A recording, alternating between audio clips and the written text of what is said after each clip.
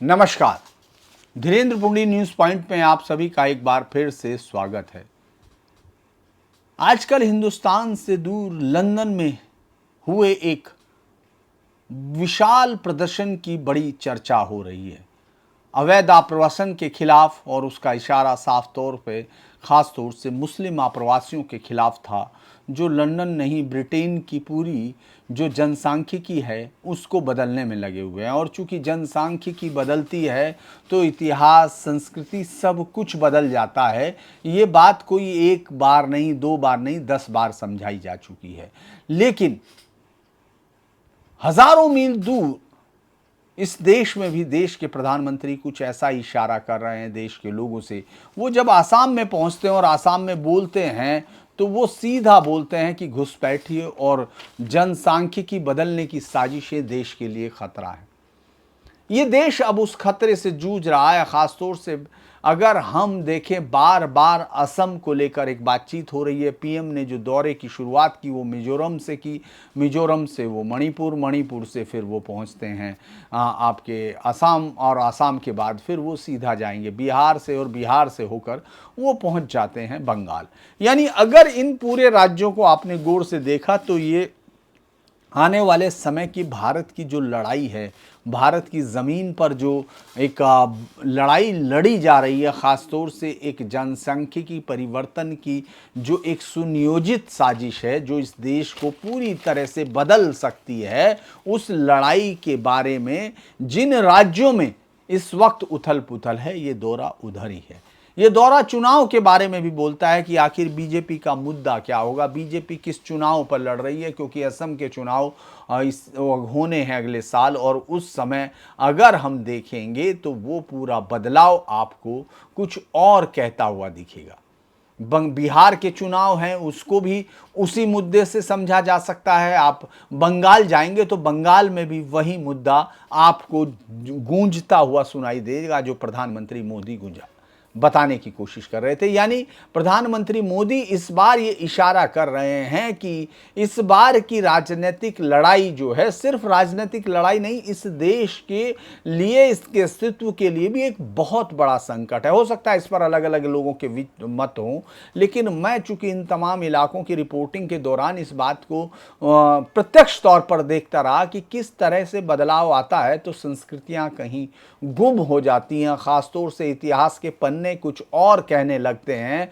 और आप गुम हो जाते हैं। आपको याद होगा पाकिस्तान, आपको याद होगा बांग्लादेश, ये तमाम तो वो देश हैं जो महज आपके इर्द गिर्द अगर कोई 80 साल का शख्स होगा तो उसका जन्म गुलामी के वक्त हुआ, वो टूटा। इस देश ने महज अभी 78 साल पहले, महज 78 साल, यानी 78 साल एक ऐसी जिंदगी है जिसमें एक जो उस वक्त पैदा हुए लोग थे आज़ादी के, वो महज 78 साल के हुए हैं। हिंदुस्तान की औसत एज अब 72 साल है, यानी 80, 85, 90 साल के लोग आपके आसपास अभी घूम रहे हैं जिन्होंने इस देश को गुलाम देखा है।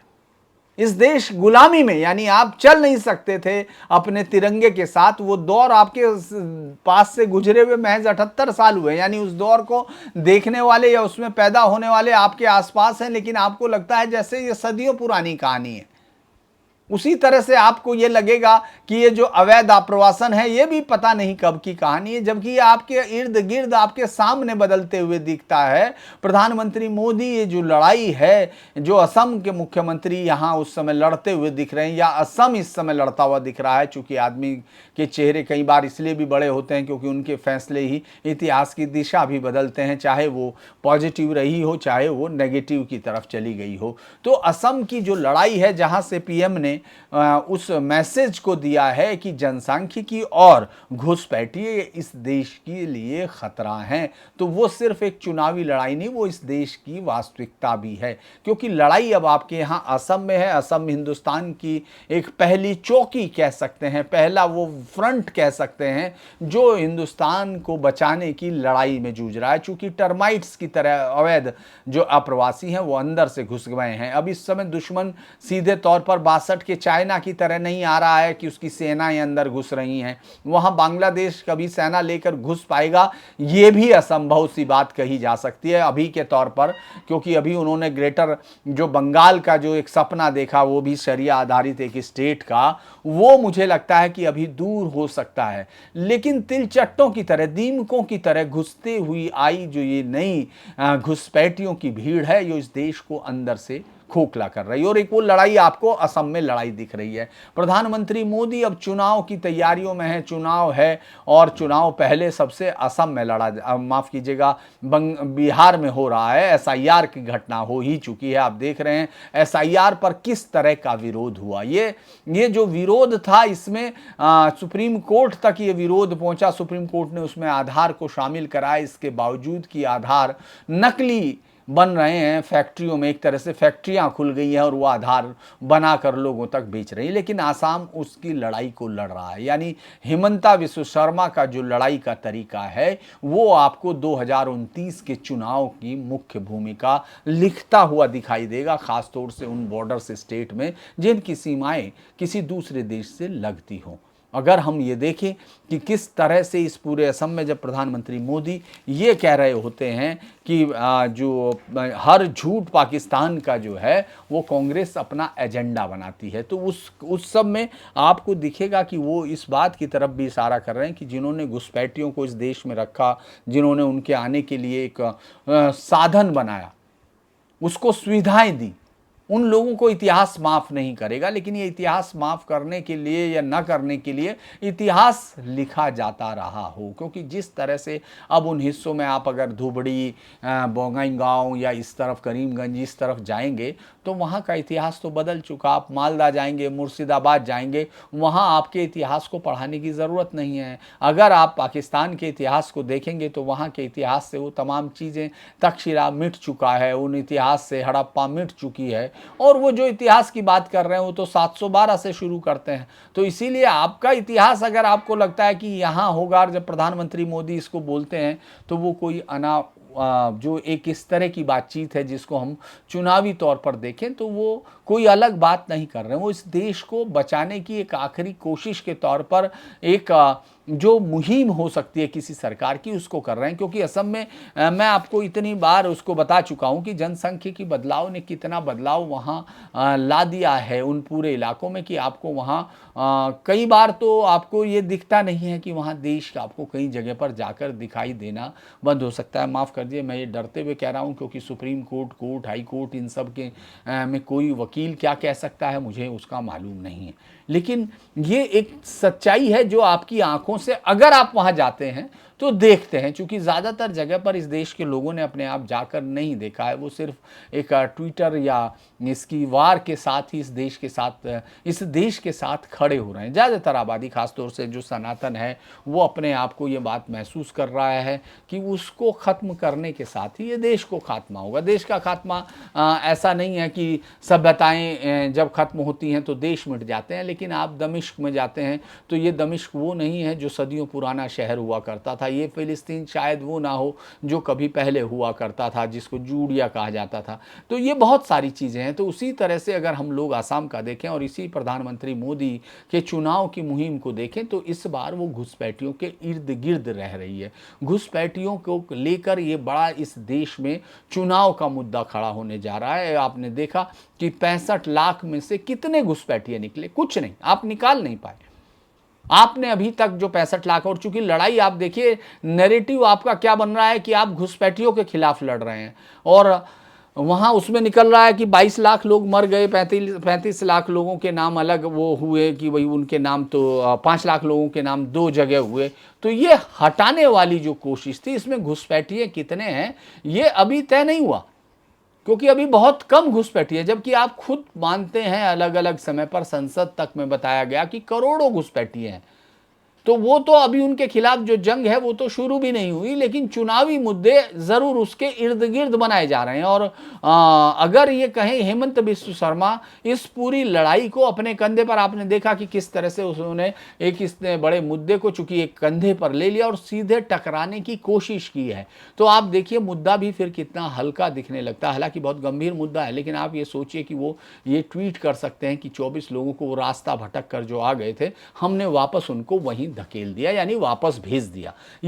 ये बात मजाक में जब कोई सीएम कहता है तो वो इतना तय कर चुका होता है कि वो एक लड़ाई में है, वो एक वॉर में है, और वॉर के अंदर आपको हर चीज से अपने लोगों को रूबरू रखना पड़ता है, चाहे वो सेंस ऑफ ह्यूमर भी आप दिखाई दे। क्योंकि अगर हम बांग्लादेश के साथ देखें, क्योंकि वहाँ राष्ट्रीय जब अवैध घुसपैठियों की पहचान के लिए एनआरसी को अपडेट किया गया था, तो वहाँ सिर्फ आसाम में किया गया था। और आपको मालूम है वहाँ किस तरह से हुआ था, यानी जो यहाँ के लोग थे या जो सनातन के लोग थे वो सब बाहरी हो गए थे, और मुस्लिम जो घुसपैठिए थे वो सब यहाँ के नागरिक पाए गए थे। बहुत बड़ी संख्या में 19 लाख में से ज़्यादातर हिंदुओं को बाहर कर दिया गया था। ये सोचिए किस तरह से ये लिखा जा रहा होगा। यानी इस पर अगर आप बहुत हल्के से लेते हैं तो आप कभी भी, ये हो सकता है कि आपको किसी भी दिन ये कहा जा सकता है कि आप तो बाहर ही हैं। आप सुन भी रहे होंगे कि एक पूरा नैरेटिव बना दिया कि ब्राह्मण्स और जो सवर्ण कास्ट हैं वो यूरेशियंस हैं, और वो है उनका डीएनए नहीं बदल रहा, डीएनए नीचे तक एक है, लेकिन वो यूरेशियन है, क्योंकि इस मुहिम के पीछे वो लोग हैं जो किसी भी देश को नष्ट करने के लिए दीमक वाला मॉडल अपनाते हैं। ये माफ कीजिए, मॉडल पूरे वेस्ट में है। इसीलिए जिसकी शुरुआत मैंने की थी, जहां से कि लंदन में जिस तरह का वो चल रहा था विरोध प्रदर्शन, उसका रिश्ता में हिंदुस्तान से जुड़ा, तो उस पर मैं इसलिए ज़्यादा बात नहीं कर रहा हूं क्योंकि वो आप सुन चुके हैं। मुझे लगता है कि ये जो चुनावी विश्लेषण है, इसको हम अगर देखें तो पीएम ने बिहार बंगाल के चुनाव से जोड़कर असम का मुद्दा उठाया है। ये राष्ट्रीय सुरक्षा के लिए एक बड़ा मुद्दा, इसीलिए जब वो राष्ट्रीय सुरक्षा की बात करते हैं तो वो ये बताने की कोशिश करते हैं कि राष्ट्र के अस्तित्व में रहने के लिए इतने बड़े मुद्दों पर तो कम से कम एकजुट होना चाहिए, नहीं तो जनता वो सबक सिखा सकती है। यानी जनता के हाथ में अल्टीमेटली वो जिम्मेदारी आती है कि वो उन तमाम लोगों को, संगठनों को, पार्टियों को, या उन तमाम लोगों को सबक सिखाए जो राष्ट्र के साथ खिलवाड़ करते हैं। देखिए, राष्ट्र में राजनीति होती है, राष्ट्र के ऊपर राजनीति नहीं करनी चाहिए, लेकिन ये तो लगातार दिख रहा है। आपको दिखेगा कि कोई भी किसी भी तरह से आप देखें, ये ऐसा नहीं कि एक तरफा है। ये भी जान रखिए कि जहां मौका मिलता है वहां दोनों पार्टियां इस तरह की चीजें करती हैं, लेकिन जब आप कम और अच्छे में कम अच्छे और कम बुरे और बुरे में अंतर करते हैं, तो शायद आपको लगता है कि हाँ इस वक्त तो यहाँ से बात हो सकती है, आगे बढ़ेंगे फिर सोचेंगे। तो वो इस वक्त है, चूंकि ये मामला ध्रुवीकरण का बनता जा रहा है। क्योंकि आप कुछ भी कहिए, आज आपने सुना ही होगा कि धीरे धीरे आपने देखा कि कितना असर पड़ता है अगर आप अपनी बातों को बहुत हल्के में कह जाते हैं। वीर सावरकर को लेकर कि इस देश को बंटवाने का जिम्मेदारी वीर सावरकर की, आप लाख चिल्लाते रहिए कि 1886 में क्या कहा गया, सर सैयद अहमद खां क्या कह रहा था, इससे पहले जिस तरह से मंदिर तोड़े गए, जिस तरह से तबाह किया गया, कन्वर्जन किए गए, मास रेप हुए, मास मर्डर हुए, जौहर हुए, इस देश की महिलाओं ने जौहर किए उन बलात्कारी आक्रमणकारी मुगलों से बचने के लिए। लेकिन अब ये बात तो चूंकि आप ही के यहाँ के